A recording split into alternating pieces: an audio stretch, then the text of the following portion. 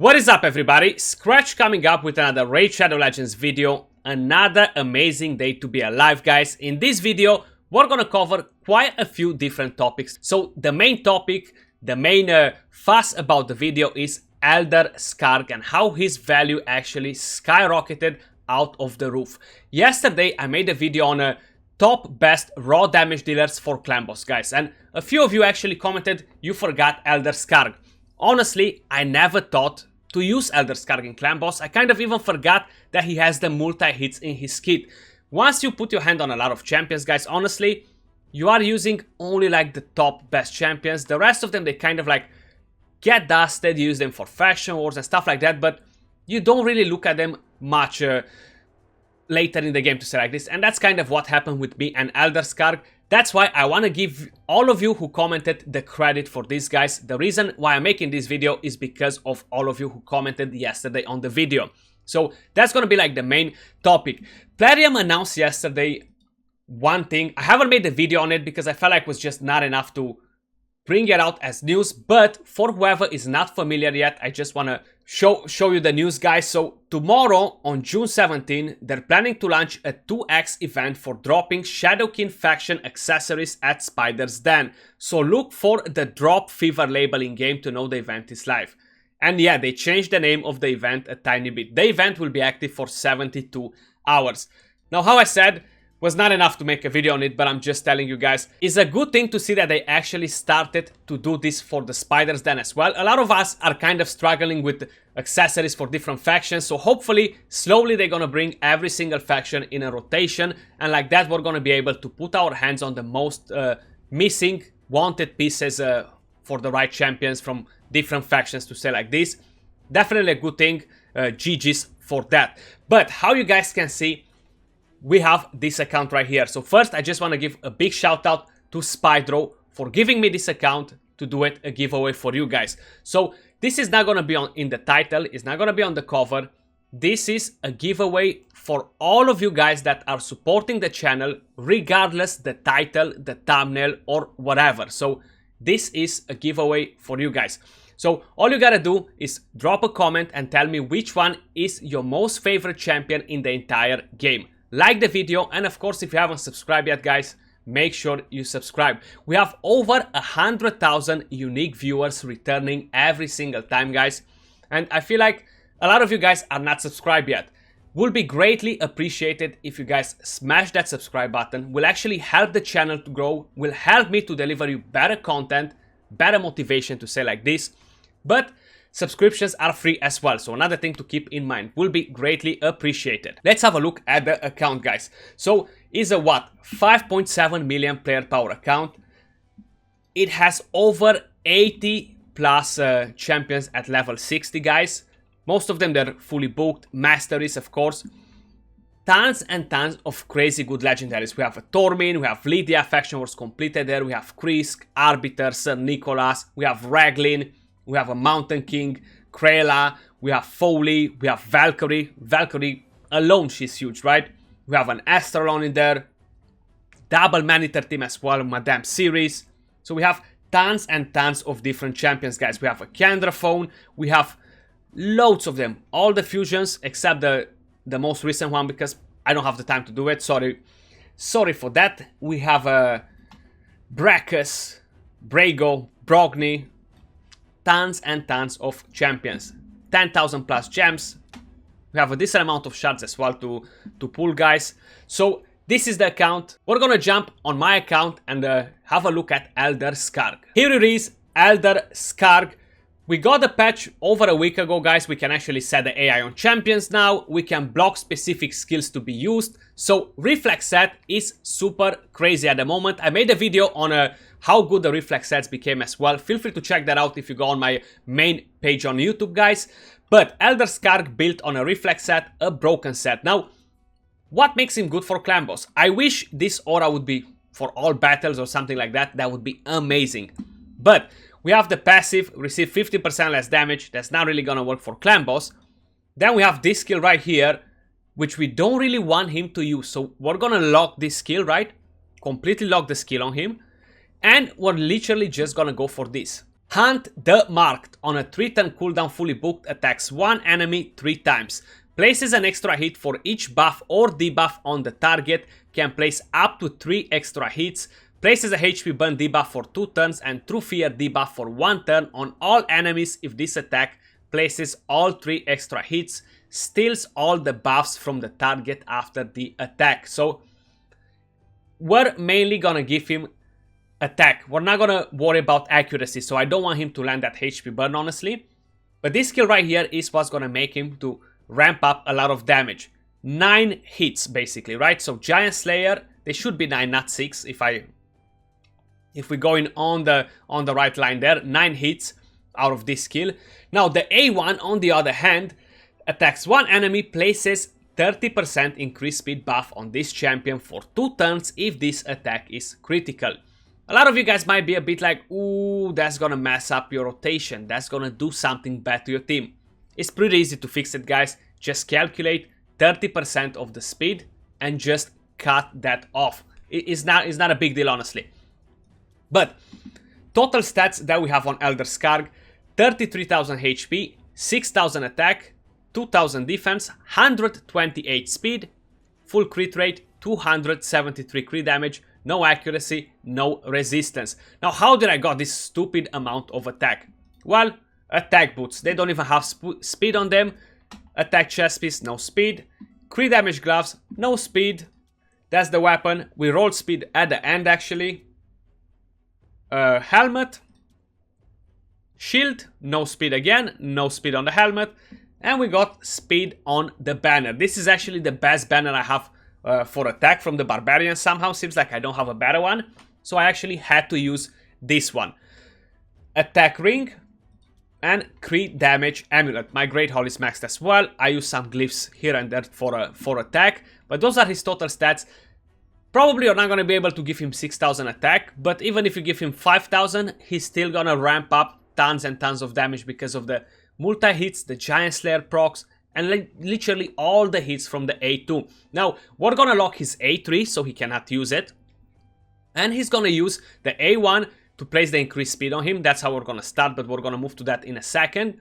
And then we have the reflex set to decrease the cooldown of his A2 to use that more often, over and over and over and over again.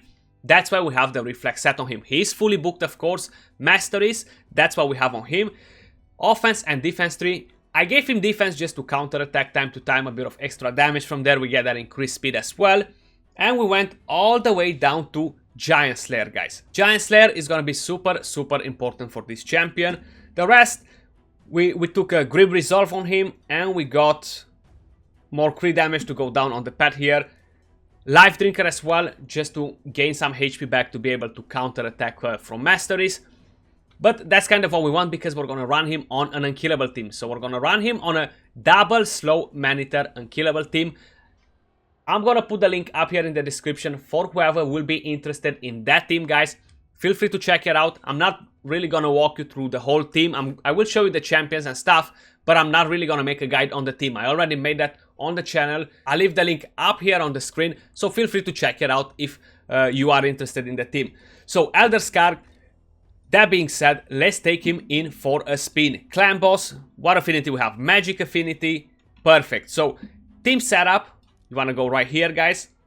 And right here, you're gonna change Elder Skarg to never use his A3. Only A2, A1, that's everything that matters. Nothing else on it. So, I haven't really found a way to make the team on full auto from the very beginning. So, I'll have to manual a couple of turns because I do have pretty long delays on man-eaters. But if you guys found a way, or you will find a way, do let me know in the comments down below because I am curious to put this team on full auto. So we have Krela and Draco, ally attack, increase attack from Krela, and of course, if you're running a team like this, you don't need a 100% crit rate on Elder Skarg on your man-eaters, but I usually run my champions on a 100% crit rate. Draco more for defense down, weaken, a couple of more poisons. I'm honestly not 100% sure if we're gonna one key or no, but let's give it a go. Rotation is pretty simple regardless. We're just gonna have to actually manual a couple of turns. So we're gonna go A2, A1 here, doesn't really matter that much. Clan boss is gonna take his turn. And now, here, I'm not going to land that defense down yet, actually, because I want to have it from the very first AoE, right? So, we're going to go like this. We're going to ally attack, because why not? We're going to use his A1 here. Actually, we buff, not ally attack, my bad. So, A1 here. We got to get that increased speed. That's very, very important. You got to get that increased speed. We're going to place Unkillable with this Man-Eater. A1 here. Let the clan boss get his turn. Do his own things. A1 with Draco. Ally attack this time around. So it's pretty random with her ally attacks. You can't really rely necessarily on her every time to make her start with ally attack in the hope that he's gonna use his A1 and get increased speed and you can use the A2 directly. It's gonna be random, so you can try it of course, but how I said, it's random. Then here we can use the A2, doesn't really matter. So you've seen all those hits there. Crazy, crazy hits. A1 here. He's trying to stun that Man-Eater. Now we can actually use this. I kind of want to have it on point on the two AoEs. I'm so used to it. Even though I'm not running counter-attack, I do want to have it then, you know. For some reason. They might be able to counter-attack multiple champions from masteries, rather than just on the stun when only one of the champions is going to get hit there. A2 there. Krayla as well, she's on a reflex set. We're not going to place Unkillable just yet. We're going to go with the A1 there. His A1, 143k hit from his A1. Honestly, it's not too bad. Not too bad. Draco, give me some poisons. We're gonna place Unkillable with this Man-Eater now. And from here on, if I'm not mistaken, I should be able to easily click Aura. I kind of forgot. I'm not 100% sure anymore, but I'm gonna have a quick look now to see. Now, all I'm kind of hoping is that he's gonna use his A2 whenever we have defense down and weaken. That's gonna make a huge difference in terms of damage, you know? Yeah, so we should be able to actually let it go on Oro. He's not gonna take a turn. I think so. I'm gonna manual just another turn to make sure, guys. I kind of forgot that part, you see? We do want to have attack up from her as well. Yeah, so you see, we gotta do this, and now we click Oro. And he started that. He's actually only landing 6 hits, not 9 hits, my bad. 6 hits only. And let's see. Make your bets, guys. What sort of damage you think he's gonna deal by the end of the fight? I'm super curious. What you guys reckon? Okay. He's not hitting bad with the A1 either, but we do have crazy stats on him, right? So, the A1... Man, I can't even tell. There's 6 hits, there are 9 hits. I feel like I gotta put it in slow-mo. But at the moment, we're on turn 9, 8.6 million damage. Definitely not 100% at a million per turn yet. I feel like we're gonna recover that. Maybe it was not a bad idea to use a toxic set on some champion. And again, I haven't been able to see the numbers there. It's just moving too fast for my eye. Too many frames per second. I think if I would have had actually a toxic set would have been a bad idea. But let's have another look once he gets the turn to use the A2. I really want to see that the hits, guys. Try to see the numbers better. So hopefully I'm going to let it go on slow-mo here just in case if he's going to get that. No. So the turn after he's going to have it. I really want to see it, you know. We're not going to have attack up on him at that point. Okay, let's see, let's see. So 6 hits from there. 6 hits, 62,000 per hit. So that's like what? 6 multiplied with 6 basically. So almost 400k damage from there. If the Giant Slayer procs as well, is actually pretty badass. It's definitely over 500,000 damage just from there. Now if we have attack up, we gotta pay attention with attack up at what sort of numbers we're getting. 80,000 plus, I would assume. But with that as well, I think he'll be delivering tons and tons of damage, honestly. So if you have him and you don't have many damage dealers for Clan, 88,000, even 100k. So basically he can drop around 700k with Giant Slayer procs, with attack up, defense down and weaken. He can proc around 700 plus k per hit on his A2. That's actually crazily insane. that kind of beats on Turvold on a single hit, to say like this, you know, because his damage just adds up. 48,000, but that was with no defense down and weaken. That was a bit unfortunate there. So definitely, Elder Skarg, thumbs up, guys. I was honestly not expecting this to sit from him. I kind of forgot all the part with the multi-hits from his A2.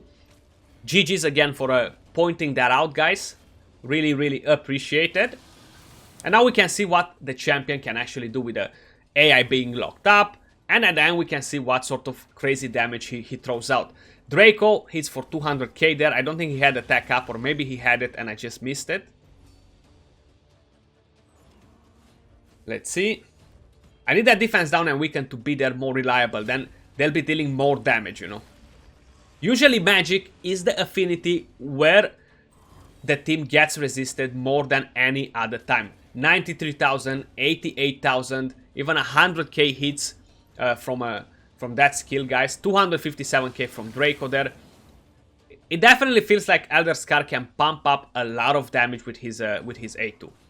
Now, if he's not gonna beat Turvold on damage, of course, because Turvold hits super hard with the rest of the skills as well, but he's a very good contender, honestly. Same with Jintoro. Jintoro is a bit more situational. He needs to use that skill only time to time in order to ramp up the damage, and he brings defense down and weaken. So I'm not saying Elder Skarg beats Jintoro either, but he's definitely at the very top with the rest of the huge damage dealers. Like, look at all that. That was almost 600k only from the hits. If we had some War Master procs, it's pretty hard to notice it because the numbers are just going down so quick, guys, but definitely crazy good damage. I'm gonna fast forward towards the end of the fight. We're gonna check the total damage, and then we're gonna have a look at the rest of the champions as well, guys. We are getting near the end, guys. Turn 47, we have almost 60 million damage, so it seems like we're not gonna be able to 1-key it, but we are pretty close to it. This is not a 2-to-1 ratio team, it's a 1-to-1 to say like this, so it's not gonna bring in like a huge amount of damage, of course. If I would have a couple of different champions changed in here, yeah, it would be a 1-key without a problem, as long as you have the right gear. The speeds are pretty low, so it's much more attainable for most of you guys, comparing it with a Bad Eater or the normal double Man-Eater team. But let's see the total damage that Elder Skarg is bringing up for the team, guys. Super curious to see the total damage. 64 million damage in total, and we got Elder Skarg with 17 million damage almost, Dracomorph with 21, Krela with 10.4, Man-Eater with 7.7, and the other Man-Eater with 7.8. Honestly, definitely not a bad damage from Elder Skarg. I could have given him slightly more attack, try to get him on like that, put him on Savage, put him on Cruel sets, whatever, just to give him even higher stats to get him to probably 20 plus millions, but I feel like it's not a necessity. Seeing the damage right here, guys, yeah, if you have Batman Forever team and you have a free slot for another damage dealer and you have an Elder Skarg, you can actually use him even on Relentless there, because you are able to run a couple of champions on Relentless. Unfortunately, not on this one right here, but some other teams, they are allowing you to run champions on Relentless, and yeah, you can use him like that. You take off the A3, for example, you block that and you go on with it. But let me show you the rest of the champions. How I said, I will be putting the link of the video in the description here, so you guys can see the team for whoever is curious. Now, who did we use in here? Elder Skarg is the first one. I already showed you the build on him. Next one is Krela Witch Arm. Reflex set as well and a crit damage set. Total stats, what you see on the screen. Speed on her is 172 speed, guys. So 171, 172, 173 should be more than fine. Dracomorph is on a couple of speed sets. Cruel set, total stats, 5.4k attack, 178 speed, 177 the minimum you can get. Careful with perception sets, make sure you use the calculator on the Deadwood Jedi and check out the real speed. Full crit, 262 crit damage. No Lord of Steel on any of the champions. No masteries that affect turn meter on any of the champions. That's another thing to keep in mind. Very, very important. The Man-Eaters, we have one right here 1 speed set, 220 speed. If you don't give him a speed set, 219 is the right speed for him. I would not suggest you to run Perception because it's kind of modifying a bit the total amount of speed you're getting, and it's going to be harder for you to fit it in. But that's one man-eater, and that's the second man-eater. 215, the same situation, speed set.